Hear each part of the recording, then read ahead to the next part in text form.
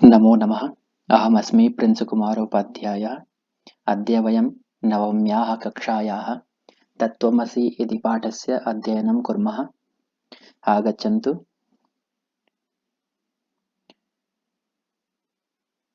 तत् त्वम् असि, वह तुम हो। अब प्रसंग के अनुसार वह कौन है और किसको बताना चाहता है कि वह तुम ही हो। तो पाठ पढ़ेंगे। यह वाक्य, यह महावाक्य किस उपनिषद से लिया गया है, इसको जानने का प्रयास करेंगे। कोई भी पाठ है नौवीं कक्षा का, तो वे सभी पाठ संवाद के माध्यम से प्रारंभ करते हैं। तो आइए शुरू करते हैं। उमेशः रमे पश्य एतत् चित्रं कः एषः वृक्षः। उमेशः रमे पश्य एतत् चित्रं कः एषः वृक्षः। हे रमा, देखो इस चित्र को, कौन है यह वृक्ष। यानी कौन सा वृक्ष है। ऊपर वाले वृक्ष की चर्चा कर रहे हैं, पूछ रहे हैं कि यह कौन सा वृक्ष है, इसको ध्यान से देखो। रमा बोलती है, अयम तो वटवृक्षः प्रतीयते हैं, या तो वटवृक्ष प्रतीत होता है। किम न पश्यसि, क्या नहीं देख रहे हो। अस्य दीर्घाः शाखाः, इसकी बड़ी बड़ी शाखाएं पृथ्वीं स्पृशन्ति, पृथ्वी को स्पर्श कर रही हैं। उमेशः आम पश्यामि, हाँ देख रहा हूं। बट एव अयम, यानी यह बट ही है, यानी बट वृक्ष ही है। परंतु कः अयम ऋषि बालकः च, लेकिन कौन है यह ऋषि और बालक। यानी चित्र में दिखा रहे हैं, पूछ रहे हैं कि यह ऋषि और बालक कौन है। रमा बोलती है, आचार्य आगच्छति ताम एव पृच्छामः, आचार्य जी आ रही हैं। ताम एव पृच्छामः, यानी उनसे ही पूछते हैं। जिससे पूछते हैं उसमें द्वितीया होती है, और क्योंकि आचार्य जी स्त्रीलिंग में है तो सा तेताह ताम तेता, यानी उनसे ही पूछते हैं। उमेशः हे आचार्य, कोयम ऋषि, कह अयम ऋषि, यह विसर्ग संधि है। कौन है यह ऋषि। आचार्य जी बोलती हैं, पाठम पठित्वा ज्ञास्यामः, पाठ पढ़ करके जानेंगे। ज्ञास्यामः, ज्ञा धातु लृट लकार उत्तम पुरुष बहुवचन का है। रमा बोलती है कि हे आचार्य, कुतः गृहीतः एषः पाठः, यह पाठ कहाँ से लिया गया है। आचार्य जी बोलती हैं, छांदोग्य उपनिषदः, यानी छांदोग्य उपनिषद है, वहां से लिया गया है। पंचमी का रूप है उपनिषदः, छांदोग्य उपनिषद से लिया गया है। तो उमेश बोलते हैं, हे आचार्य, उपनिषद किम भवति, उपनिषद क्या होता है। तो आचार्य जी बोलती हैं, उपनिषदः नाम ते ग्रंथाः येषु अमूल्यम आत्मज्ञानम उपदिष्टम। वे ग्रंथ उपनिषद नाम से कहे गए हैं जिनमें, येषु मतलब जिनमें, अमूल्यम आत्मज्ञानम उपदिष्टम, अनमोल आत्मज्ञान बहुमूल्य बातें उपदिष्ट हैं, कही गई हैं, बताई गई हैं। वे ही ग्रंथ उपनिषद नाम से कहे गए हैं। रमा बोलती है, एवं ऐसा है। अतीव उत्सुकाः वयम एतम पाठम पठितुम, एतम पाठम पठितुम, इस पाठ को पढ़ने के लिए वयम हम सब अतीव उत्सुकाः, बहुत ज्यादा उत्सुक हैं। तो इस प्रकार से संवाद समाप्त हुआ और हमें पता चला कि यह पाठ छांदोग्य उपनिषद से लिया गया है। इसमें एक ऋषि के बारे में बातचीत करेंगे और किस तत्व की बात हुई है, किस आत्मज्ञान की बात हुई है, उस पंक्ति को भी, उस भाव को भी समझने का प्रयास करेंगे। आइए शुरू करते हैं।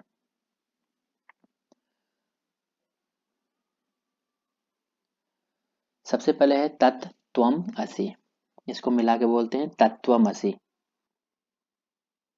सबसे पहले समझेंगे तत् त्वम असि, वह तुम हो, इसको मिला के बोलते हैं तत्त्वमसि।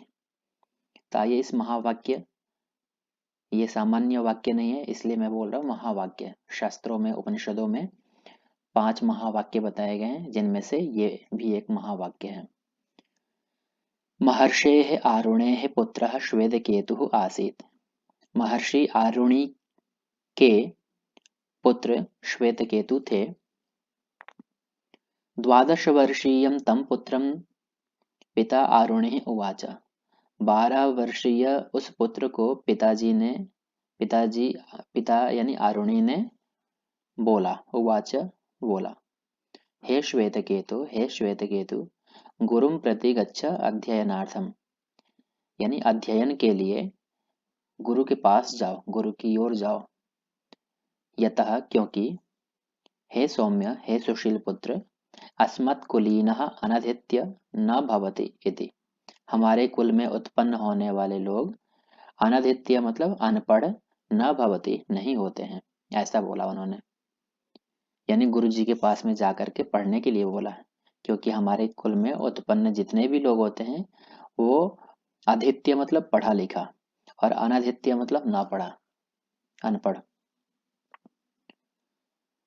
सह पुत्र आचार्यम उपेत्य, वह पुत्र आचार्य के समीप जाकर के, उपेत्य यानी समीप जाकर के, यावत चतुर्विंशति वर्ष, जब तक 24 वर्ष का हुआ, अभवत हुआ, तावत तब तक, सह सर्वान वेदान, उसने सभी वेदों को सार्थान अर्थ के साथ अधीत्य पढ़ करके, पितुः सकाशम आगच्छत, पिताजी के समीप आया। सकाशम सिनोनिम्स है समीपम का।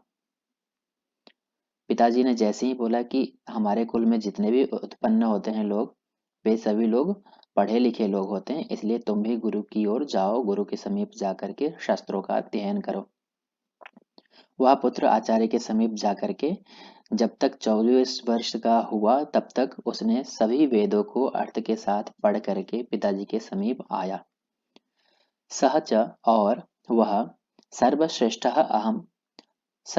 अहम, मैं सर्वश्रेष्ठ हूँ, इति मन्यमानः, ऐसा मानते हुए, उद्धत स्वभावः अभवत। उद्धत स्वभाव मतलब उद्दंड स्वभाव का हो गया, एरोगेंट टाइप से हो गया। एवं भूतम पुत्रम दृष्ट्वा, इस प्रकार से हुए पुत्र को देख करके, यानी जो उद्दंड स्वभाव हो गया है, इस प्रकार से हुए, एवं भूतम का अर्थ हुआ इस प्रकार से हुए पुत्र को देख करके पिताजी ने बोला, हे श्वेतकेतु, हे श्वेतकेतु, कह ते उपाध्यायात अतिशयः प्राप्तः, कह अतिशयः प्राप्तः, तुम्हारे गुरुजी से, ते मतलब तव, तव उपाध्याया, तुम्हारे गुरुजी से कौन सा अतिशय प्राप्त कर लिया, कौन सी विशिष्टता तुमने प्राप्त कर ली। ये न, जिसके द्वारा, त्वम कुलाननुरूपम उद्धतः असि, कुल के अनुरूप न होकर के, अनुरूप होना मतलब कुल के अकॉर्डिंग होना, और न अनुरूपम अननुरूपम, तो कुल के विपरीत उद्दंड स्वभाव के हो गए हो, यानी जो फैमिली के लिए फिट नहीं करती है, जो नोबल फैमिली होती है, तो उसके अकॉर्डिंग चलना ही अच्छा स्वभाव माना जाता है। और कुलानन रूपम का अर्थ हो गया not befitting the Nobel family. फिर पिताजी पूछते हैं कि तुम ऐसे अपने कुल के विपरीत उद्दंड स्वभाव के कैसे हो गए, कौन सा तुमने विशिष्ट ज्ञान प्राप्त कर लिया। अतिशय मतलब विशिष्टता, कौन सी विशिष्टता तुमने प्राप्त कर ली। जानासि किम तत्, क्या तुम जानते हो उसे। तत् मतलब उस वस्तु को, उस तत्व को। ये न श्रुतेन, जिसके सुन लेने से, अन्यत अश्रुतम अपि श्रुतम भवति, जिसके सुन लेने से अन्य न सुना गया भी, अश्रुतम मतलब न सुना गया भी, श्रुतम भवति सुन लिया जाता है। क्या उस तत्व को तुम जानते हो, या जिसके सुन लेने से, ये न श्रुतेन, जिसके सुन लेने से, अन्यत अश्रुतम अपि श्रुतम भवति, यानी जो अनहेयर्ड बिकम्स हेयर्ड, क्या तुम उस तत्व को जानते हो। और अमतम मतम भवति, मतम मतलब, मत मतलब विचार, तो जो हमने विचार नहीं किया वो विचारा हुआ हो जाए, जो हमने सोचा ही नहीं वो भी हो जाए। और बोलते हैं च, और अविज्ञातम विज्ञातम भवति, यानी जो हमने निर्णय किया ही नहीं, निश्चित किया ही नहीं, वो निश्चित हो जाए, यानी अनसर्टेन बिकम्स सर्टेन। क्या तुम उस तत्व को जानते हो जिसके द्वारा ये सारी चीजें संभव हो जाए? एतत् अद्भुतं प्रश्नं श्रुत्वा पृच्छति कथम इति। इस अद्भुत प्रश्न को सुनकर के वह पूछता है कि कैसे, यह कैसे संभव है। तो जैसे ही पूछा कि कैसे, तो इति उक्तः, ऐसे कहे गए पिता ने, इति मतलब ऐसे, जो पीछे उन्होंने बोला, उक्तः मतलब कहे गए, तो पीछे ऐसे कहे गए पिता ने अधोलिखित दृष्टांतेन, नीचे लिखे गए दृष्टांत के द्वारा, दृष्टांत मतलब उदाहरण के द्वारा, तत्व ज्ञानम प्रतिपादयति, उस तत्व ज्ञान को प्रतिपादित करते हैं, बताते हैं। अनेक उदाहरण से बताएंगे उस तत्व ज्ञान को, जिसको जान लेने से सब कुछ पता चल जाता है। उस आत्म तत्व को जानना बहुत आवश्यक है जीवन में। तो आइए, तत्व ज्ञान क्या है, उस आत्मज्ञान को क्या कहते हैं, तो ये आप ऊपर देख सकते हैं। इंग्लिश में आपको डिफाइन किया गया है कि उस तत्व ज्ञान को हम कैसे समझ सकते हैं, उसका मतलब क्या होता है। तत्व ज्ञान means the knowledge of creation.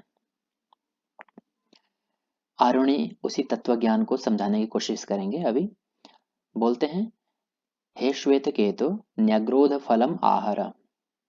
न्यग्रोध फलम अर्थात बनियान ट्री को बोलते हैं। बनियान ट्री यानी जो बट वृक्ष है, उसी का नाम है न्यग्रोध फलम। आहर मतलब आनय। पिताजी ने बोला, हे श्वेत केतु, न्यग्रोध फल को यानी वट वृक्ष वाला जो फल है, उस फल को लाओ। तो श्वेत केतु इदम भगवन, संबोधन वाचक चिन्ह है, यानी बोल रहा है कि हे भगवान, यह लाया मैं। तो आरुणि बोलते हैं कि अत्र किम पश्यसि, इसमें अत्र मतलब यहाँ, यानी इस फल में तुम क्या देख रहे हो। श्वेत केतु अणुतराणि इमानि बीजानि, यानी इनमें, इस फल में क्या देख रहे हो, उन्होंने पूछा। तो इन्होंने बोला कि यह बीज अणुतराणि, बहुत छोटे छोटे हैं, यानी उस फल को जब तोड़ते हैं तो उसके अंदर से छोटे छोटे बीज दिखाई देते हैं। आप लोग देखना बट वृक्ष का जो फल होता है। आरुणि बोलते हैं, एषु एकम बीजम भिन्धि, यानी इनमें एक बीज को तुम भेद डालो। भिन्धि मतलब भेदनम कुरु, फोड़ दो। श्वेत केतु भिन्नम यानी फोड़ देता है उसको। आरुणि अत्र किम पश्यसि, आप पूछते हैं कि अब इसमें बताओ क्या है। तो श्वेत केतु बोलते हैं, ना किंचन भगवान, हे भगवान, इसमें अब कुछ नहीं दिखाई दे रहा है। यानी वो एकदम छोटा है, लास्ट स्टेज है, लेकिन उसमें शक्ति कितनी है कि बड़े से बड़े बटे वृक्ष को खड़ा कर देता है। तो उसमें शक्ति विद्यमान है। अब जैसे ही इदम श्रुत्वा पिता पुत्रम उवाच, यह सुन करके पिताजी ने पुत्र को बोला। जैसे ही बोला ना कि हे भगवान, अब इसमें कुछ नहीं दिखाई दे रहा है, मैंने फोड़ दिया। तो यह सुन करके पिताजी ने पुत्र को बोला, हे सौम्य, हे सुशील पुत्र, पश्य अत्र बटबीजे एव महान स्थूलः, देखो, अत्र यानी यहाँ, इस बटबीज में ही, महान स्थूला सबसे बड़ा स्थूल जो दिखाई देने वाला है, शाखाधिमान अनेक शाखाओं वाला, जिनकी ब्रांचेस बहुत सारी होती हैं, ऐसा न्यग्रोधा बटः उत्पन्ना सन तिष्ठति। न्यग्रोधा बटः मतलब बनियान ट्री उत्पन्न होता हुआ रहता है। किसमें? इस बट बीज रूप में ही। किसमें रहता है? इस जो बट बीज है, जो छोटा सा उसका बीज है, उस बीज में ही इतना बड़ा बट वृक्ष, अनेक शाखाओं वाला महान जो स्थूल रूप है, वह उत्पन्न होता हुआ उसमें रहता है, और वही जाकर के बाद में वृहद रूप लेता है। यानी एक छोटे से तत्व में एक बड़ा सा तत्व विद्यमान है। तो इस प्रकार से आप इस शक्ति को पहचान सकते हैं कि आपके अंदर क्या क्षमता है।